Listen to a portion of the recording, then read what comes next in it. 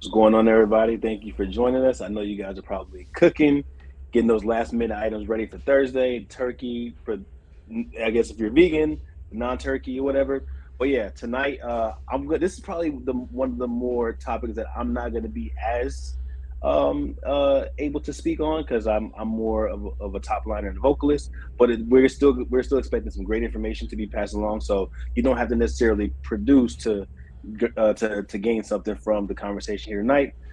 So yeah, we want to welcome you, Andrew Jordan, one of our admins. We'll be talking about six production tips to land more deals and placements, and we're just here to give insight. He's here to give insight on that. I'm here to learn and listen, just like you all. So thank you guys for joining us. Andrew, take it away, bro. Yeah, no, it's awesome to be able to do this and to just take one of these, whole sessions and talk about it from kind of like a producer's perspective. But like Terrell said, there's plenty of stuff in here that we're going to kind of cover tonight. I think that even if you don't produce it all, like that's not your world, you're going to be working with a producer. So these are all things to be thinking about and talking about with your producer and mentioning to them, especially, if it's something that they may not be familiar with in regards to how it applies to the sync world and why certain things might be important. So regardless of not if you are actually doing these things, it's all good information to kind of keep in your brain. And if you are a producer, obviously, hopefully this will kind of be areas like I don't think we'll have time to really dive into a ton of really, micro type detail related stuff just because we've got a lot of ground to cover in about an hour. So but that's kind of what the sinkhole community is for. So if you guys have more questions or want to discuss certain things that we talk about tonight, feel free to do that in the Discord. And there's plenty of really talented, amazing producers in there that can all kind of chime in and talk about all that stuff. So yeah, so I'm just going to dive right in. We're going to talk about the first thing. This is we're going to call it mix dynamics. And this is a little bit ambiguous. There's a few different things that this could mean. They're both actually pretty important in regards to producing for sync. So the first thing that we're going to talk about is in regards to how dynamic the actual individual elements of the track itself are. So if you've ever heard somebody refer to a mix as being too dynamic, a lot of times what that will mean is that there is too many things that just feel like they were kind of thrown together in a mix and they're not like working together. They're just all kind of disjointed and stuff like that. So what happens in music is, when recording something, you have these things called transients, right? There's waveforms and you have a transient. And when you record something, let's say I record a snare drum, and if I look at that waveform, it's going to be like a very sharp peak, right? That is going to be a very dynamic sound. What happens is if you have too many of those really dynamic sounds, your mix isn't going to be very loud and full sounding. Like I said, it's going to feel a little disjointed. So the main way to fix this is through a really good use of compression, understanding compressors, knowing how to apply them, really understanding all the fine details of compressors. It took me a good probably year of producing in sync before I really felt like I started to have a really good grasp of how to use compression in the right way. Before that, I was using it, but I wasn't actually like understanding what I was doing, and I was hoping I kind of was getting it right. I thought I was getting it right. Now looking back, I definitely wasn't. I didn't have my ratios set correctly. I didn't understand the attack and release, all these things. So that's a real important thing to help your track sound professional and cohesive, is understanding how to get your mix sitting well dynamically, right? So that's the first one, and you really need to dive into compressors and compression in general to get that down well. So something worth really diving into, trying to learn. I think a good way to go about that is, or a good way to learn what compression actually does, is to take something it's got a very sharp transient, just like I said, like a snare drum or something that has a very quick sound, and apply a compressor and then bounce the track out, or like export it so you can actually see what it has done to the waveform. And if you've done it correctly, it should still sound like a snare drum, but it should be compressed, right? You shouldn't have as sharp of a transient. Now you kind of like created a thicker, a little bit less like dynamic, I guess is the only word really to use, a less dynamic snare. Now it just kind of is a little more full, it's a little squashed down, and it will sit along other things in a mix much better. So that's the first thing that you got to really kind of dive into, is understanding how to get your mix in a really good spot dynamically. The second thing that this could kind of refer to is mix dynamics, meaning like how your track is moving throughout the course of the song or the instrumental, right? So if you think about a song that does not move dynamically, or a song that probably isn't going to work so well from an editing standpoint, is something for producers. If you've ever looked at a waveform that you've exported and it looked like a sausage, right? Like you've limited it, or it literally just like it fills up the actual waveform in like a brick, like all the way across through the track itself. When you look at something like that, that has no dynamics whatsoever, right? What editors are looking for a lot of times are options. They may want a big, nice full sound for like a transition scene in, say, reality TV or something. And then they may want to come way down, dynamically bring the whole track down, the volume down, all the instruments kind of get very sparse. You bring it way down to where it's much less busy, and you give opportunity for things to happen on top of your track, right? So creating a track that moves and kind of breathes and doesn't just stay at one intensity level the entire time is really, really important. And that's something else that could be referred to as like track dynamics. So if you kind of look at each section, you should be able to see of your song, like as it moves, you should be able to kind of visually see it when you export it, that this is a nice big section, right? Then this drops way down. Then there's maybe an edit point where, it gets really, really down because you have this section where it's just a few seconds, you hear the slight reverb tail, and then it comes back in.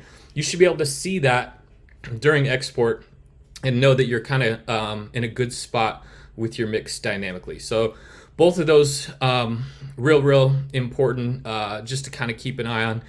Like I said, the compression thing, play around with it until you hear it. You will like take your mixes in general to the next level when you start killing it in the compression game. That's something that Ronan Chris Murphy said. I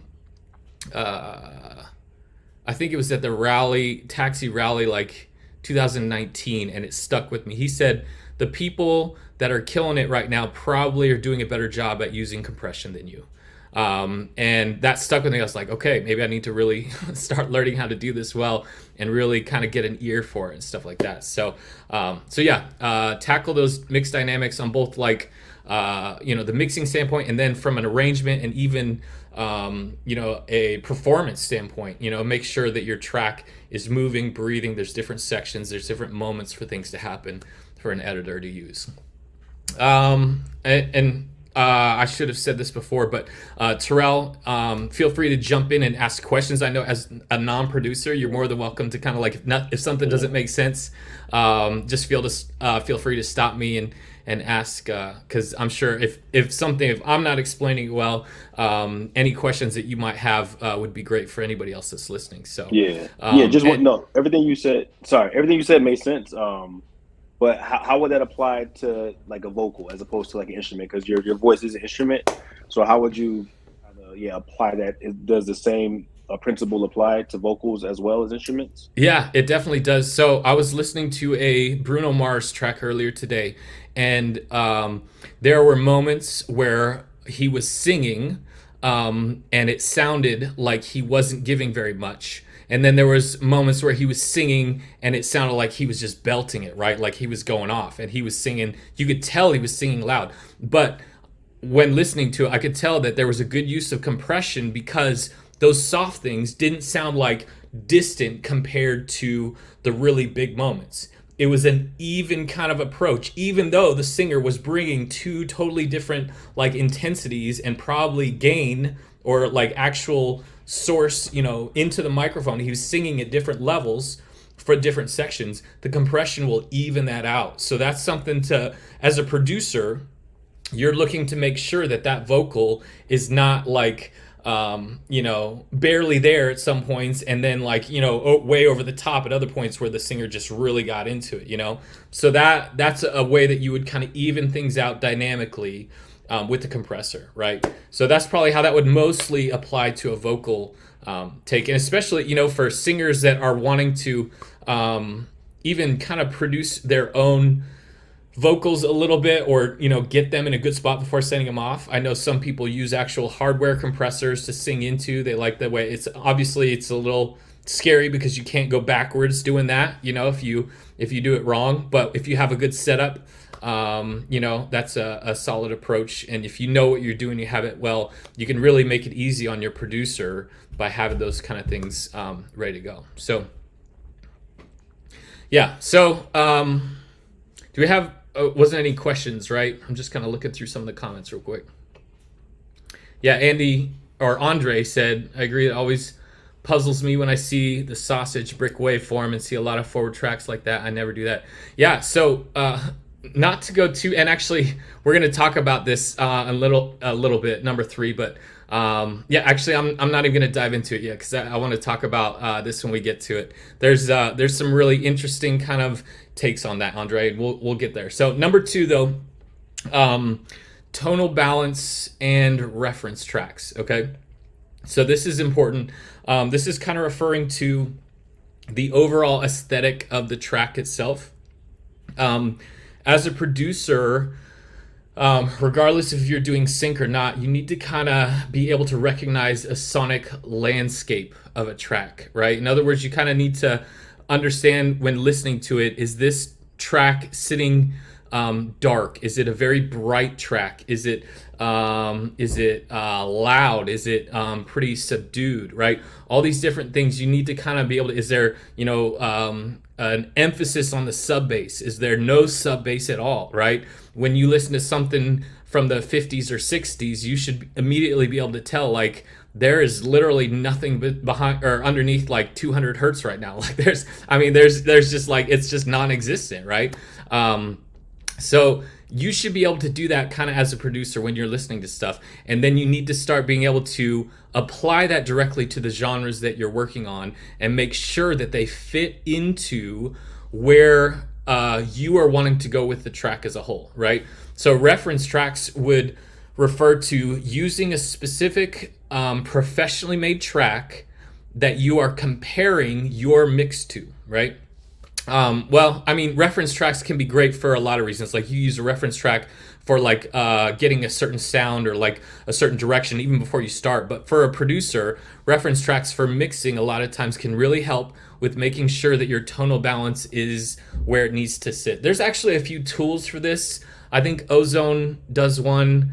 Mark, do you know the name of that by chance? The one that like shows you like kind of a visual layout of what's going on with that. Do you remember the name by chance? Like the spectral analyzer? It might be that. I can't remember. It might even just be called tonal balance or something like that. Oh, okay, yeah. Yeah. But basically what it's doing is you play your track through it, and then it shows you like, here's your lows, here's your mids, here's your highs on an average. And what you can do is see like for different genres kind of like how it sits, right? Yeah, there's a bunch of them. So anyway, that can be helpful. I would say the danger with those though is you never want to make decisions based on a visual. It can be a tool to kind of give you an indication, but you need to like trust your ears more than what some computer algorithm is saying, this is what it needs to be, if that makes sense. So use those as learning kind of tools and work on making sure that your tonal balance is right. And then do that all in regards to the genre that you are working on, right? So a very chill piano string kind of thing is not going to have the same kind of tonal balance as a hyped up EDM pop, kind of track. It's going to be very, very different. And if they do have the same tonal balance, something went very wrong somewhere, right? You gotta figure out, what's going on and why is this sitting like this. So a lot of ways you can fix that. But yeah, there's a few plugins that you can use with reference tracks. Ozone has a built-in reference track, kind of like A/B thing. So what you would do is load up a reference track that you have downloaded, and then you could compare your mix and then switch over to the professional mix and just kind of see how they sit sonically, and just like listen back and forth to say, okay, here's the low end, here's what it's doing in my mix, here's the low end, here's what it's doing in this mix. How do I get that maybe just a little bit closer, right? Same with the high end, any kind of section or piece of that sonic landscape that you want to analyze and listen to, you can do that. So Ozone does that. There's Reference by Mastering the Mix, does a good job. Magic AB is another plugin.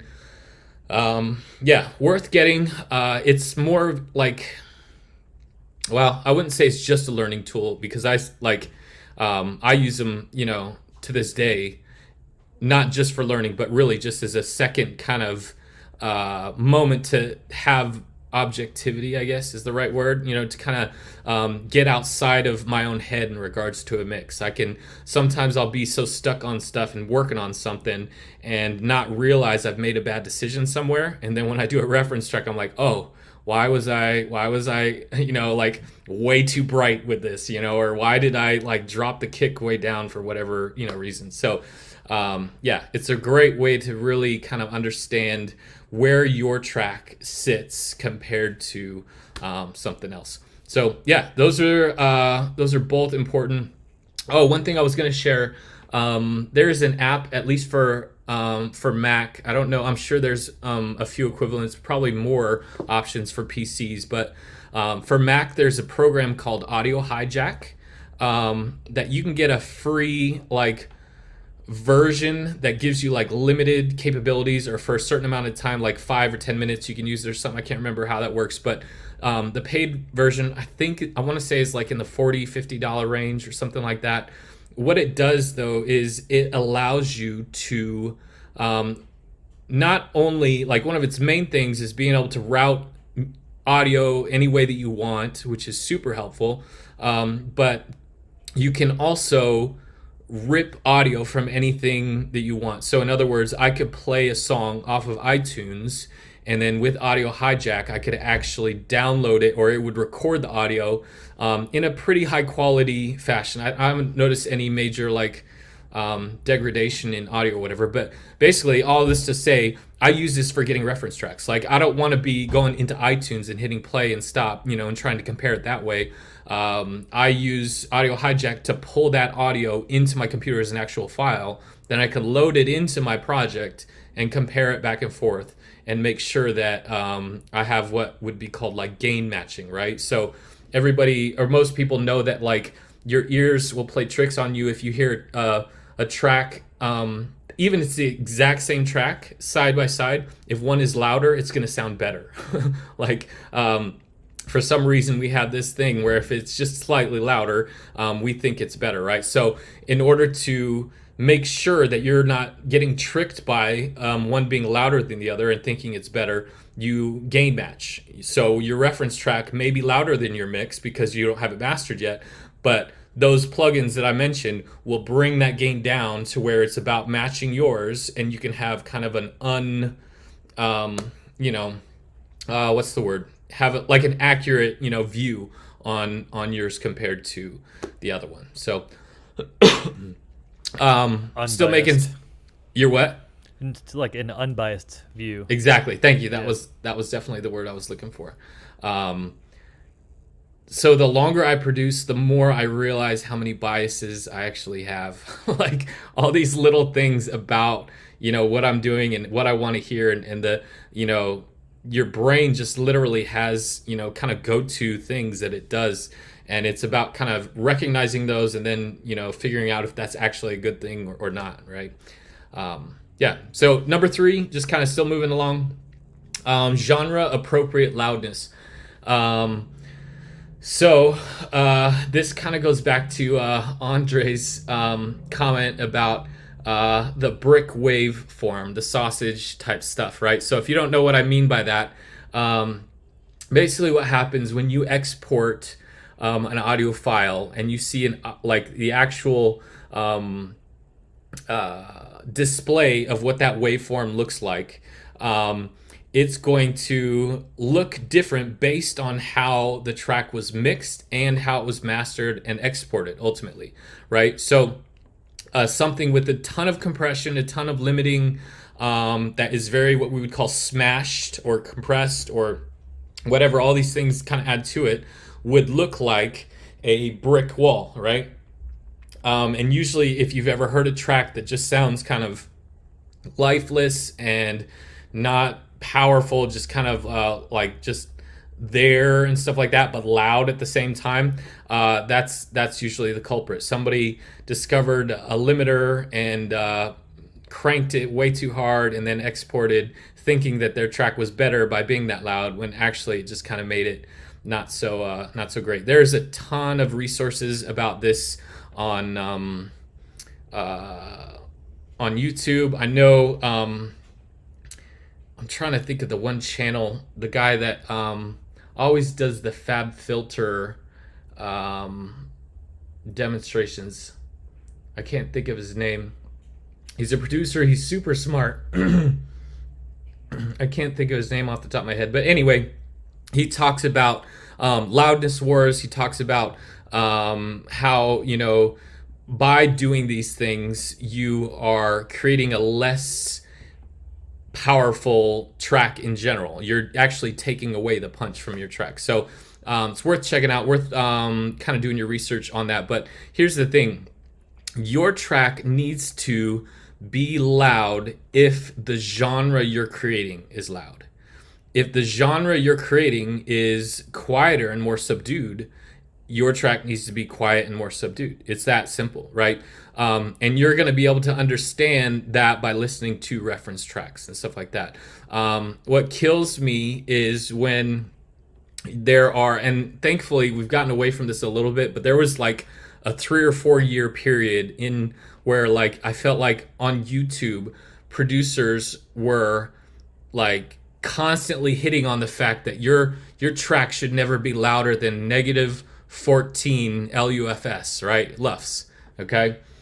So we're going to talk about this for just a second, because this actually, like, it triggers me a little bit, and I bought into that kind of mindset for a little bit when I first started, because I didn't know any better, but I didn't really understand how these kind of things all work. So I'm going to try to give a quick but hopefully clear explanation of what's actually going on with the LUFS thing, or the LUFS. Okay, so LUFS it stands for let's see, what is it actually? Loudness unit full scale. Okay, so LUFS is a way that you measure perceived loudness. Okay, perceived loudness, and that's super important.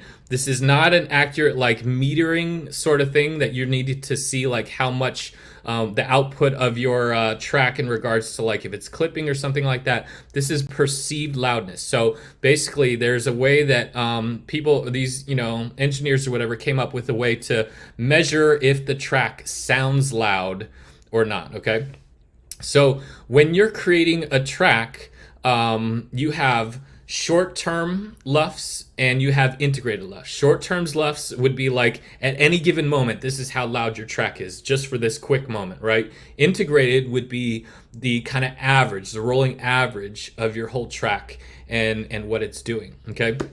Different genres are going to hit different LUFS, and they're going to kind of be in the general ballpark, you know, with some variation.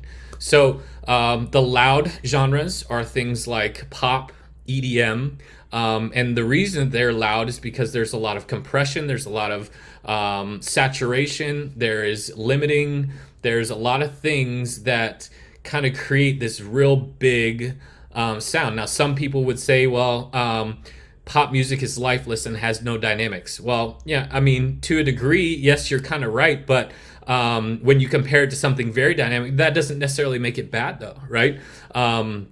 You could kill the pop mix completely by limiting it way too much and it just sounding awful. But that's kind of an artistic choice. So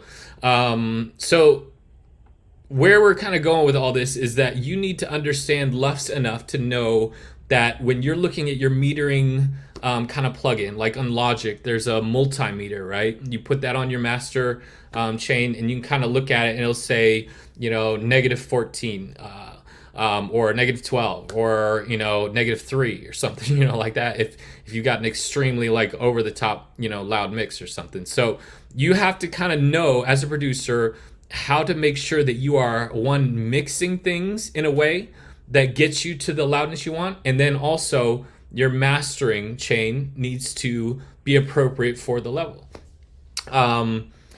It is from an editor's standpoint. If you think about this, like let's say you're a music editor, you're flipping through probably dozens of tracks trying to find the one that works for you. Obviously, there's other things to consider here, but one of the things that if you kind of put yourself in their shoes, they're probably hearing, I hate to I hope this doesn't sound wrong, but there's a lot of library music that is not produced well, that sounds like library music, right? There's a lot of stuff that just sounds kind of like somebody just threw a bunch of things together, and you could tell it was like just something they did maybe a little haphazardly, trying to crank out a bunch of tracks, right? If you go on, who can I pick on? Pawn 5.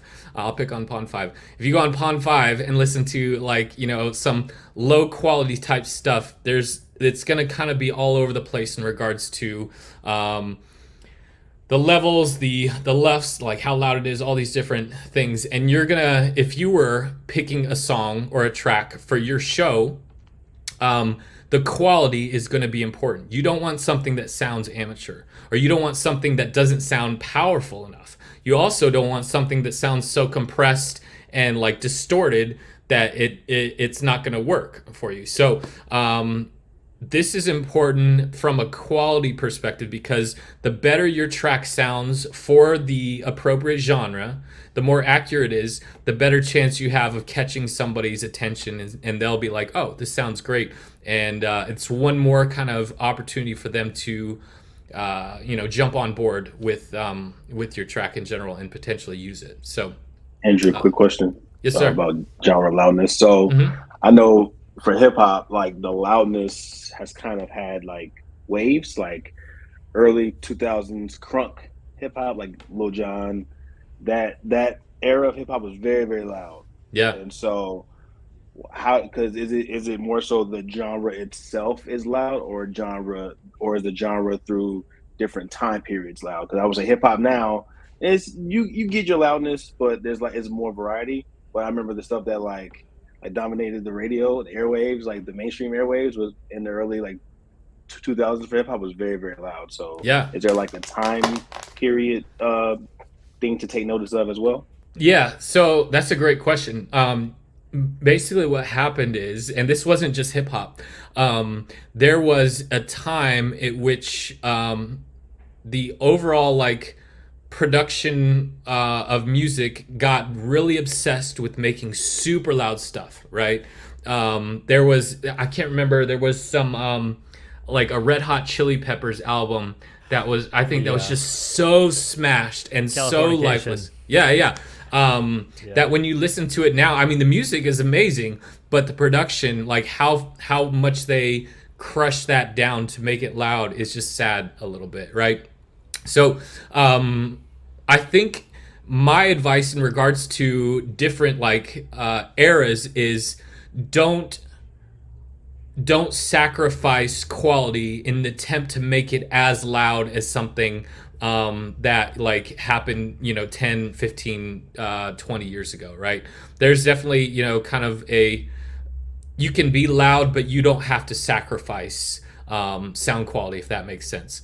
You're right though, that stuff now, hip hop now, you're hearing more a step back and an understanding of the quality is needing to still be there. The dynamics are still needing to be there while still, having a pretty decently loud, kind of track. So, Worth noting too, that was before like they really started regulating it. So yeah, Californication was the first album where like it was way too loud, and then everyone was following that train, and that was before they like started actually like forcing people to like hit in certain limits and like regulating it. So everyone was just going as loud as possible, and then like, hey, we need to stop doing this. And this was even in TV too. So like back then, they would make ads as loud as possible. Same thing. So like, it would like it'd be one of those things where you like when the TV show would end, or like in between an ad break, as soon as the ad would come on, it would be like just insanely way louder, and that's when they started really regulating this stuff. So that's where you see the big disparity too.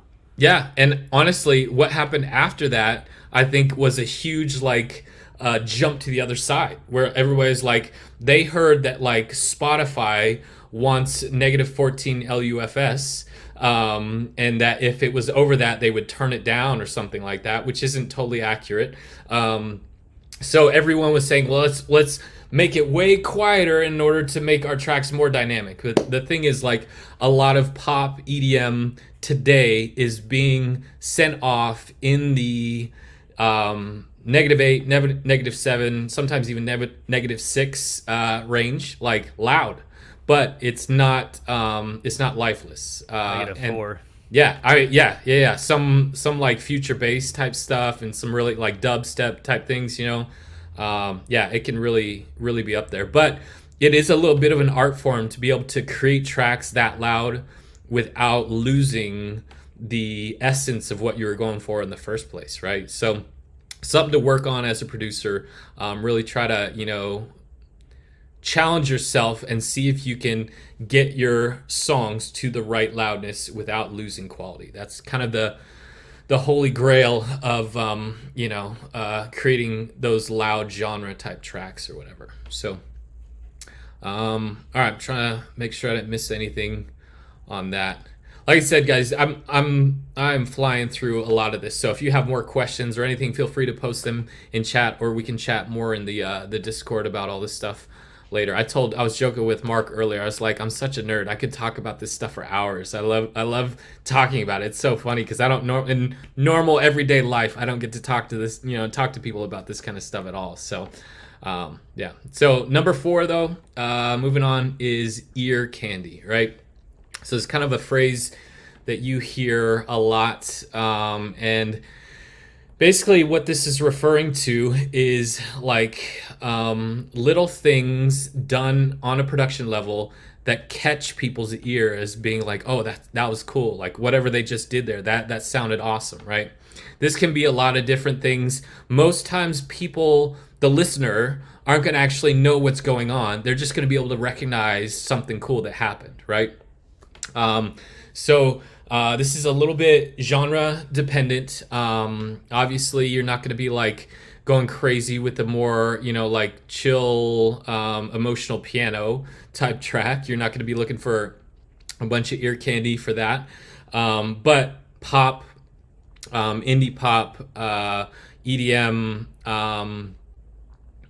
there's even on some of the more like natural type sounding tracks, there are little things that you can do to kind of elevate it that will only help your chances of getting a placement when somebody is listening for it, right? Timbaland adding baby sounds and try again. All that stuff. So I definitely would not recommend adding baby sounds into your track if it's for sync and stuff like that, but that's a perfect example of some ear candy, something that like catches people off guard. They're like, oh, okay, I see what you did there, and they may have no idea what you actually did, but they'll know that something cool just happened, right? So YouTube is a great resource for learning some ear candy type production tips. There's a ton of things on there. I know Make Pop Music. What's Austin Hull. Austin Hull. Yeah. He's got a ton of great videos. I feel like I've seen some of his stuff talking about ear candy type things and some production tips and tricks and stuff like that. Worth checking out. Very easy to kind of integrate those in once you have an idea of where you want to go. So this can also refer to things that like swoosh in for transitions, sweeps. If you notice, a lot of times, if you were to go listen to tracks on like a library website, into their source audio and just kind of listen through some of the tracks, a lot of times there will be sweeps going right into a track, right? So these little like reverse cymbals or something that kind of help the listener know that something is starting, right? The reason that that's important in sync is, and I got to see at the taxi rally that just happened earlier this month, there was a music supervisor that was actually editing a show live in the grand ballroom or whatever during one of the main sessions, and he was showing how the sweep actually helps the listener know that something new is happening in a scene, right? It just helps kind of bring that transition moment. So this isn't just from a musical standpoint. This is like utility. If you think about it, it's helping the listener know that a new kind of scene is going on, or something special just kind of changed over, and now you need to be paying attention to that. So those are important, finding good ways to use those reverse effects. Some other common ear candy things would be like high pass, low pass filters that move. I just finished like an 80s pop track it's like a retro thing, but it's got like modern pop elements. It's got like filter sweeps all over the place. So like these moving, filters that kind of move, automated, that kind of open up over time. That just adds a little bit of kind of, movement, helps the listener know, okay, something's developing here. Sub bass drops, like at a transition point, creative panning effects. You have to kind of keep those a little bit in check if you're going crazy with the panning. Like if you've got your snare drum hard panned left on the 2 and then hard panned right on the 4, you've probably overdone it. So you gotta kind of like make sure that you're not going so far abstract that you have lost kind of sight of the goal in the first place. But risers, there's all kinds of little things that you can use to kind of elevate your tracks in general. So even from, let's say it's like a real chilled out,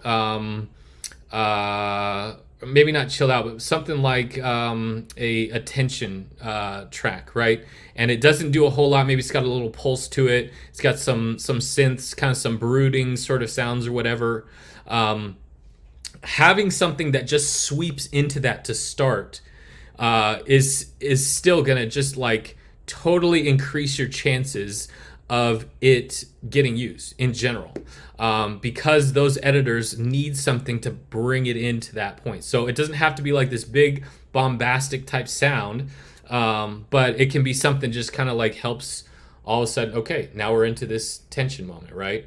And then if there's a down section, or even like a moment where there's a break completely, an edit point, sweeping it back into the bigger section or the next section or whatever really, really goes a long way. So be thinking about that. Be thinking about your ear candy, how to integrate all those in.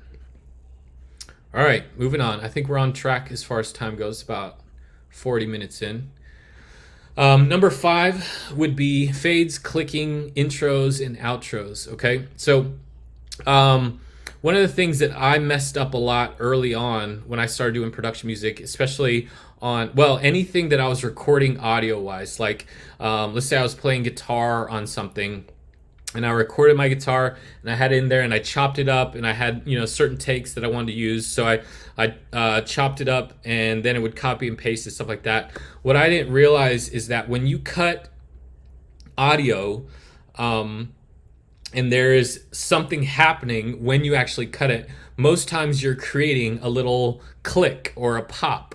And you won't necessarily notice those when it's sitting in a track, but when you solo it, you can hear the guitar playing, and then when it gets to the part where it's copied or pasted, it'll click right in between there, right? So there's this little pop just in that quick second, and that's bad. You don't want those. You want to select those audio files and make sure that they have little tiny fades on both the beginning and the end of those, because that will make sure that it sounds cohesive and not have that pop. So I remember thinking ultimately, like when I started, what's the big deal if I can't hear it in the mix? Well, guess what happens? You're going to be exporting stems.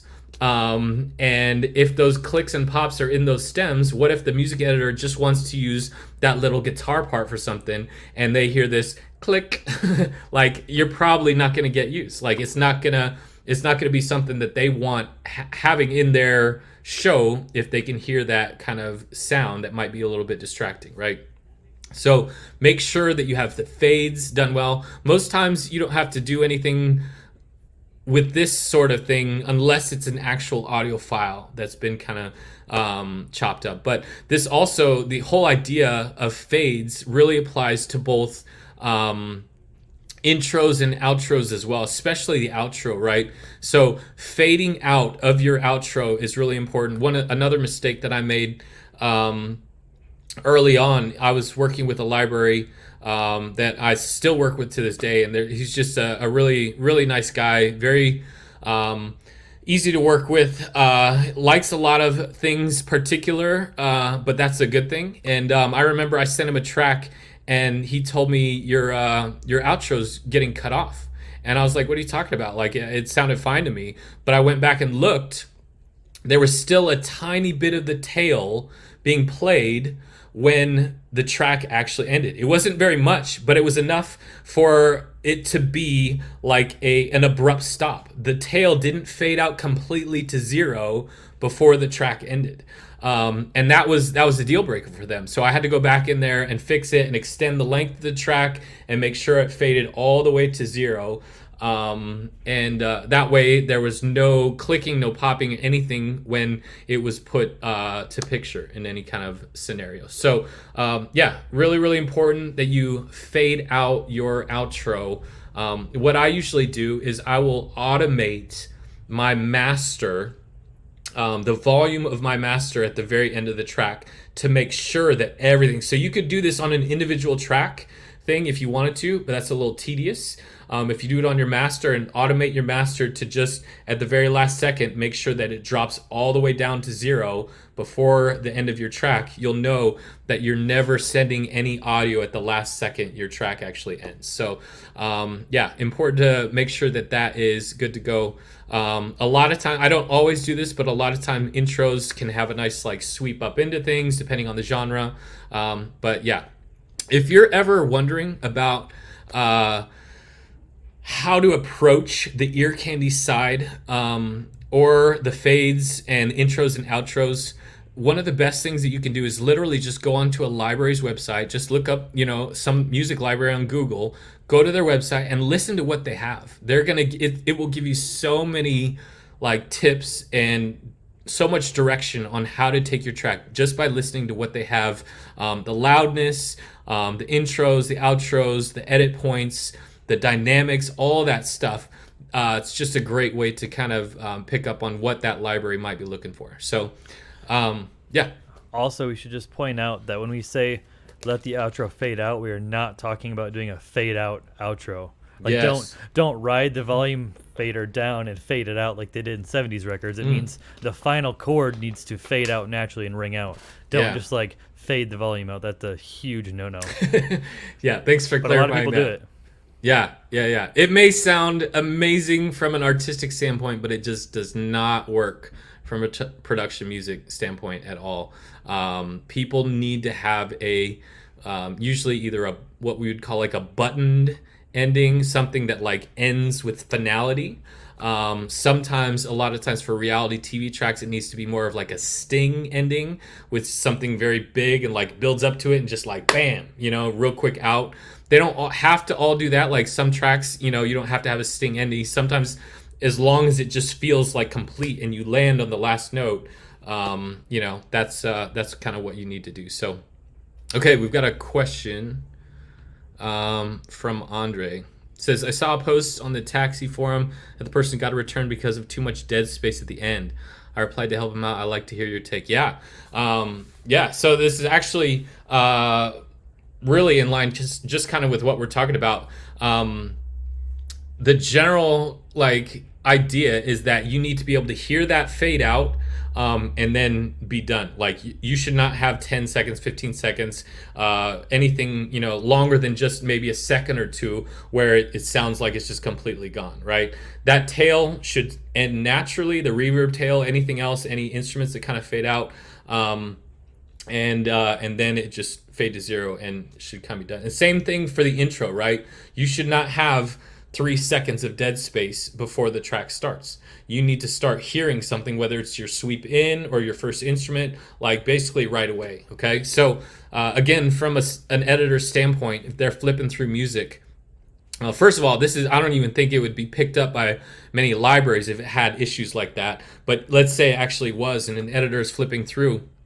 They're trying to find something that catches their attention the moment that they listen to it. So if they turn on, get to your track, hit a button to listen to the first 3 seconds and there's nothing there, guess that you've already been skipped, right? You've already been skipped over and they're listening to another track. So, yeah. So getting those tails right does take practice because you have to understand what works with the track kind of musically, and then figuring out how to make those fades work in a way that makes sense. Like I've had some reverb tails on a pop track that were just way too long. They just kept going what felt like for an eternity, and I had to literally fade that out on that individual instrument track to make it sound natural. Because if I just left it as it was originally, I'd have a 15-20 second outro, and that doesn't work. So yeah, you got to kind of work on that, play around with it a little bit, but it does get easier the more you do it. You'll figure out a good way of kind of making them sound natural without having it way too long or cutting it off way too short and all that stuff. So last one is speed and creative workflow. So this is pretty important in regards to a mindset.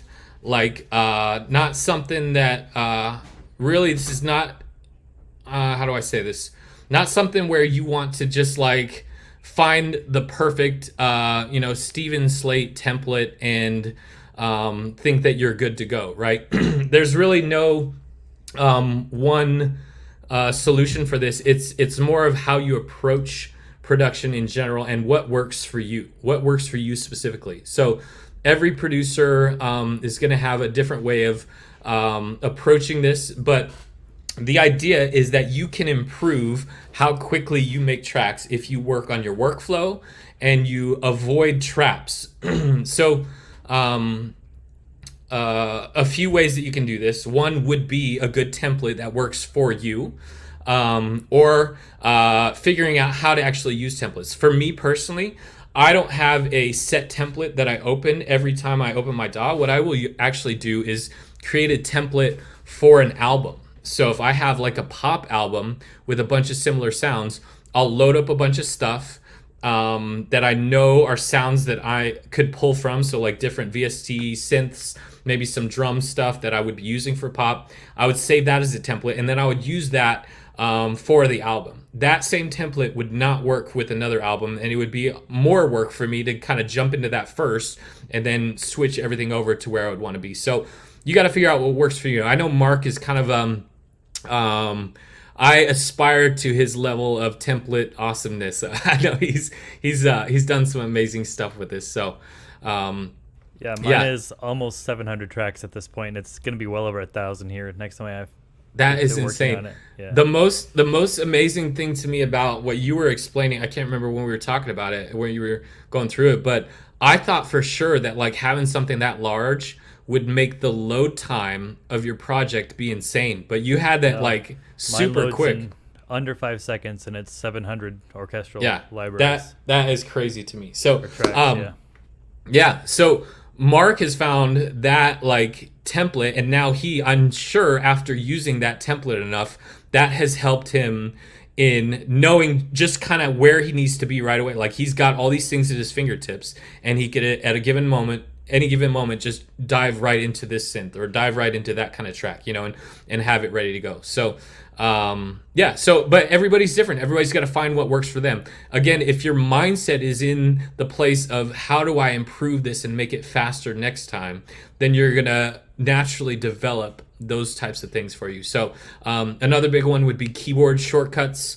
I remember when I started really learning some of this stuff in Logic, I spent time watching Music Tech Help Guy, I think it's called, on YouTube. Ton of really good videos on shortcuts and in Logic specifically, and how to like maneuver through like MIDI stuff and all kinds of different things that will just improve your workflow in general. One thing to avoid, I would say, is everybody will have like things that they get stuck on, right? Some people, it's finding the perfect snare, right? They'll be like, nope, nope, nope, nope, nope, yeah.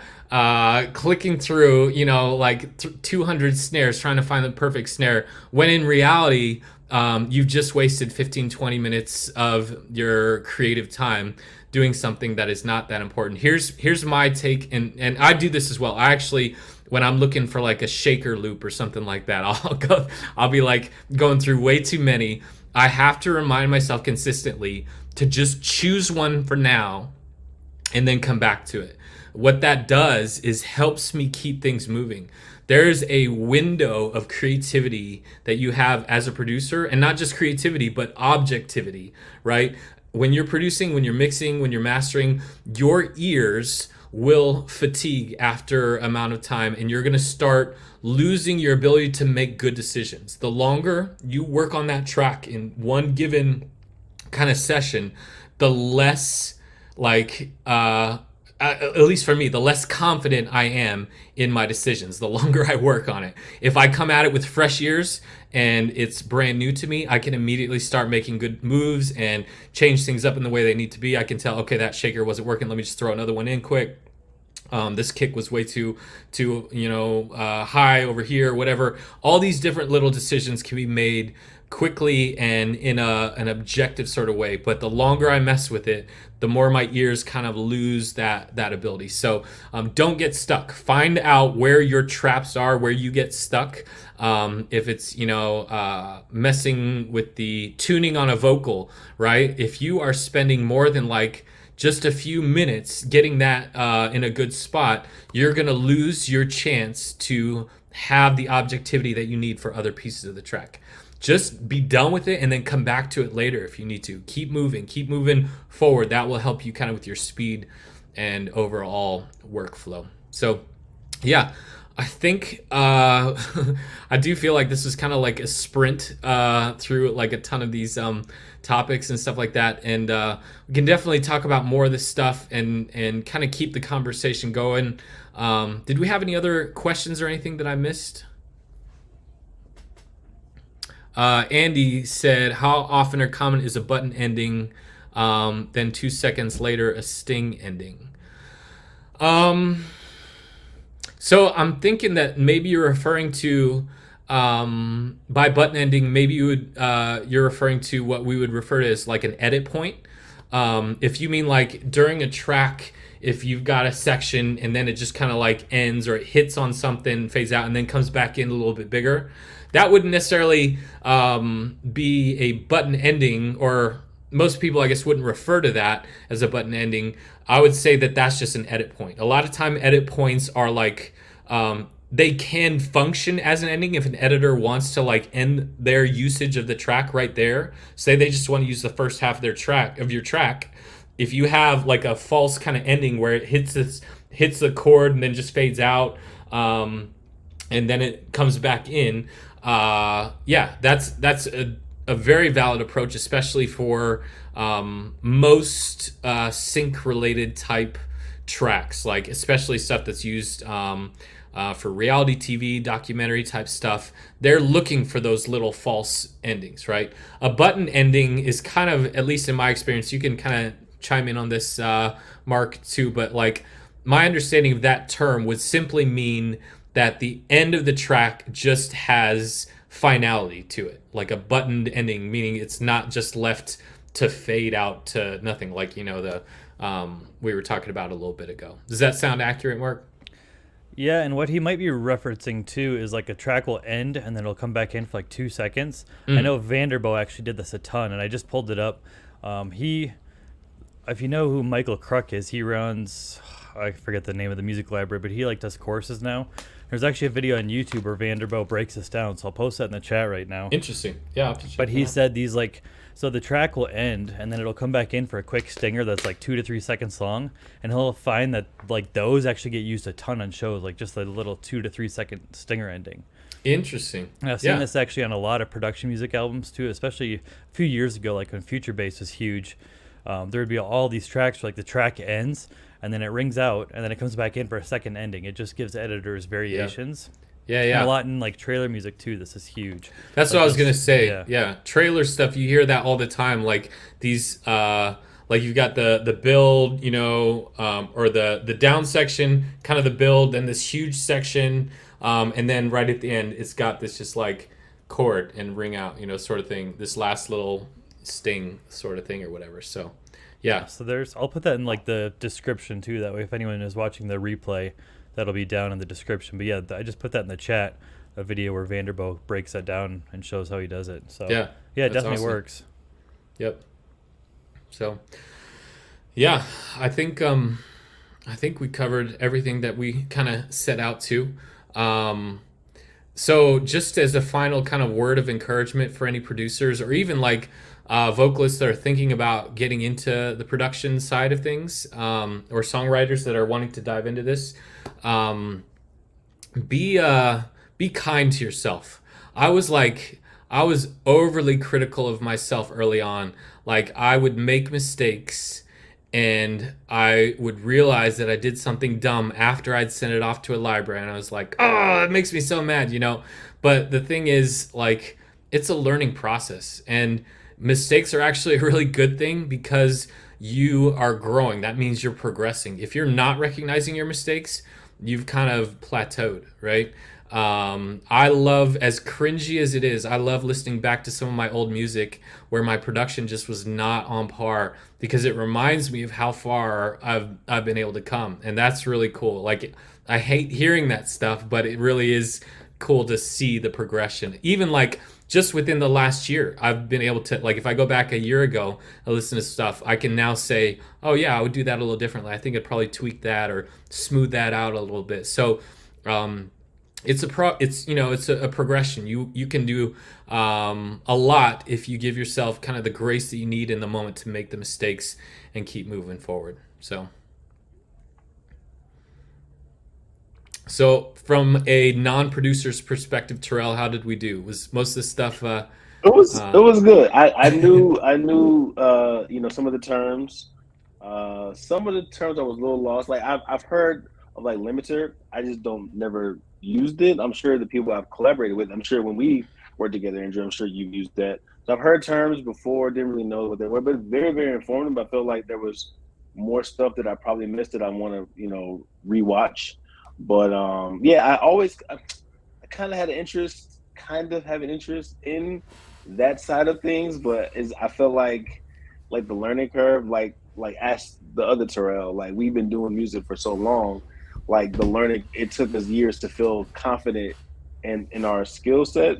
So like for me, kind of like with starting with, to compose or produce, it's kind of like start from scratch.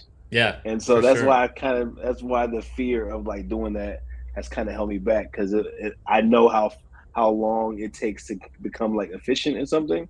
Yeah. And so that's kind of like the fear. So that's why I kind of just, delegate that to you, Mark. Like you guys are great at what you do and great at that. So I just stick to I lyrics, appreciate that.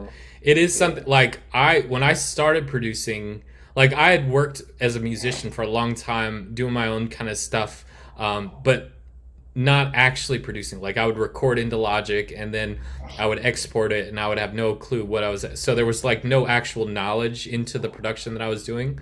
But then once I really started diving into it, I've developed like a passion for it. Now I love it. I love all the new techniques people are coming up with, the ways that they're making certain things happen. When I hear something that is produced well, I obsess over it a little bit. I start to analyze it, start to really try to dive in and figure out like what did they actually do, to get that kind of sound or to pull that thing off, So yeah, it is something that like if you find that passion for it, it will help you progress in general. So, but yeah, that makes sense. Yeah. Anything else that you guys? I think I got through all my stuff, all my notes or whatever. But just a couple things I thought of. One, with the ear candy, especially with like doing instrumental music, it's just such an easy way. How do I put this? When you're doing instrumental music, you're going to be doing a lot of looping and like copy and pasting. So having unique ear candy is a really easy way to like set yourself apart from everyone else who just does loops. Like if in each verse you have a unique piece of ear candy, like for example, and like I used to do a lot of disco pop, like having unique little percussion hits that only happen once in the song. Most people don't do that, and so just even that instantly elevates your production quality very highly above everyone else who's just literally copying section to section to section. And then as far as mix dynamics, like if you keep in mind that our stuff is going to be under dialogue, like you don't want it to be too squashed, but on the other end, if it's too dynamic, when you lower the volume down super low under dialogue, then only the loudest peaks are going to be heard. So you have to it's this delicate dance of like squashing it enough so that even when it's quiet, you can hear everything in the mix under dialogue. But yeah, you don't want to squash the life out of it, because I've definitely had that where like I've heard tracks on TV and I know it wasn't just the like drum mix or the drum stem, because you can like sort of hear guitars under there, but you could tell the way they mix it. It's like, okay, really the only thing I'm hearing is drums. So you have to like a really good exercise for that too. And this goes beyond sync, but mix super quietly. Like your track's gonna sound awesome when it's loud, but when it's super quiet, it might not. Yeah, that's such a good tip, because at least for me, if I'm mixing, I'll turn everything down crazy quiet, and I'll actually have a different perspective on the mix as a whole. I'll hear things that were sticking out that I weren't catching at my normal mixing level, right? But yeah, that is such a great tip to make sure that you have your volume. I mixed way too loud to start because I wanted to feel good about it, right? Like we all want to like think, this is amazing, so let me crank it up and enjoy it. But you lose a little objectivity or good perspective on your mix when you've got it too loud. So yeah, mix quiet. Yep. So all right. Any other questions? Otherwise, yeah, we're a little over, but yeah, for those that are able, we're gonna hang around a little. I guess you guys are hanging around, but we're gonna hang around a little bit in StreamYard. The link's in the Discord server. We can repost it as well. We can just talk music, network, joke. Hey, talk Pedro. about Thanksgiving, whatever. Oh, Pedro, the MVP of Toronto. Sorry, Mike. That was you before Pedro came along. So, yeah. There was one more question. Awesome to have you here, Pedro. Okay. Thank you, Pedro, for joining us. How do you strike the balance between production being interesting and ear-catching and overproducing? Wow, that's a great question. So here's what I would say. Use ear candy in a way that is like, what's the right word? You want it to elevate your track in a way that doesn't draw too much attention, right?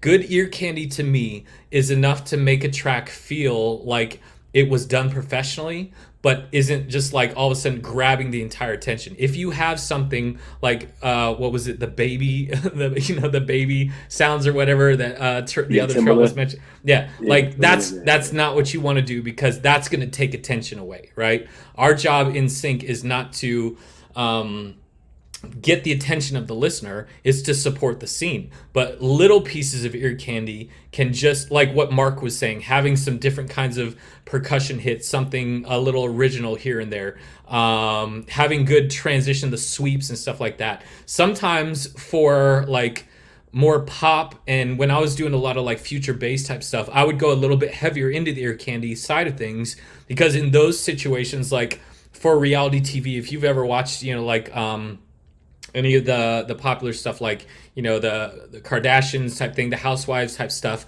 they have transition moments where the music is kind of highlighted. They love that ear candy stuff to kind of be a highlight moment when you've got a cool like drop into a nice, you know, groove or something like that. Those transition moments, you can get away with some pretty attention grabbing ear candy, but it doesn't need to be something that happens like throughout the track. On your down sections, don't take attention away from whatever's going on in the scene. Yeah, it's a tricky balance for sure. Like you've gotta kind of practice that and find ways to integrate things that elevate your track without taking too much attention. So Yeah, I'm glad great question. I'm glad we're past the phase of like water droplet samples and bed creaking sounds. It's like every Okay. future bass song ever. I feel a little judged because I have a water droplet song, Mark. Oh, I have so many tracks that are like water plops and like the bed squeaking. Yeah. And, like editing it like in Logic, so like all the bed squeaking is like in rhythm of the song. Like that's every transition ever. So it's got this huge build, this massive riser, all the way up into this, you know, like random hard pan, like crazy thing, and then the water drop, and then you're into your your actual like music drop or whatever. Yep. That's funny. So yeah, there's all kinds of little ways that you can sneak ear candy in a way that makes your track just sound more professional and more interesting overall without taking too much attention away. And it is a practice thing. Like It could be super subtle, like even just having the music drop out for one vocal word, but only doing it in the second verse. Like if it repeats every verse, it's not really ear candy. Like doing, you know, making it different in each verse, but not like distracting. It's that whole thing of like that everyone used to say in taxis, like make it compelling, but not too compelling. Because Right. if people notice the music, you're doing it wrong. Yeah, for sure. So, yeah. Any other questions? Anything else that anybody's wondering about all this? I know, like, for me personally, when I was like diving into a lot of this stuff, I understood it from a perspective, like a mental perspective. It took me a while to actually like get it into a working sort of knowledge. Like I had to get the mental knowledge first and then start like trying it out with tracks and working through that in actual projects, and eventually you get better and better at integrating all these kind of things in. So Absolutely, yeah. Pedro said also try ear candy made from samples of things around the house, something unique that not everyone else in the world is using. That's like my favorite thing to do. I was gonna say, Mark, that's right up your alley. I mean, right? I have like literally terabytes of recordings, and especially for those that don't know, oh yeah, my excuse me, my day job is a garbage truck driver, so like I have just ridiculous samples. Yeah, I take my Zoom recorder everywhere. That's cool. That's pretty awesome. That's pretty cool. That's pretty cool. And you can, I mean, that's a whole world that you can dive into, like the sample manipulation stuff, like going crazy with the production of just a random sound that you found and turning it into something completely different, and then finding creative uses for it. A lot of really cool possibilities when you dive into that, for sure. Yeah, I literally have a video I'm working on right now where I made like dozens of samples out of a single bonfire recording. So yeah, this is totally up my alley. Yeah, very cool. Very cool. So yeah, a lot of options, a lot of possibilities with all that stuff. And you get to always know that you're never going to run into a scenario where you've used somebody else's sound that is going to be heard in something else, right? If you're finding ways to create your own ear candy stuff, you have the kind of confidence knowing, well, this is all original stuff. I don't have to worry about somebody else using this little transition or this other sound that somebody else might pull from that kind of sample pack and use it in their track too, or whatever. So yeah. All right. Well, so yeah, you guys free to join us. We're gonna end the live stream. I just posted the link in the chat. We can hang out, talk music, talk samples, talk Thanksgiving. I mean, I gotta remember, not everybody here is Thanksgiving is American, so not everybody celebrates Thanksgiving. That's the pride of Americans, right? To assume that the world does what we do. So Canadians are last month. Canadians have their Thanksgiving. Exactly. So they're ahead of the game. You know what I'm saying? So we'll we'll be back here next month. We're gonna try to do it earlier. Next month we'll probably have an interview with a artist songwriter, and to kick off the brand new year with an interview from a music library CEO. So get those songs ready, those instrumentals ready as well. We'll post more information about that here in the weeks to come as well. Awesome. But thank you guys for joining us. Andrew did a great job. Even like I said, even if you don't produce or compose, if you're a top liner or a songwriter like myself, there's still a lot to gain and a lot to apply even in your own music making as well. Very cool. Cool. Well, thanks again, everybody, and we'll see you next month. I think Terrell said he already posted the StreamYard link, so if you want to hang out, you can find that. Otherwise, join the Sinkhole Discord server. Link will be down below as well. And if not, we got a lot of cool events coming up. So yeah, should be good. Excellent. Yeah. Cool. Well, see you all soon. Thank you. Thanks for joining us. See y'all.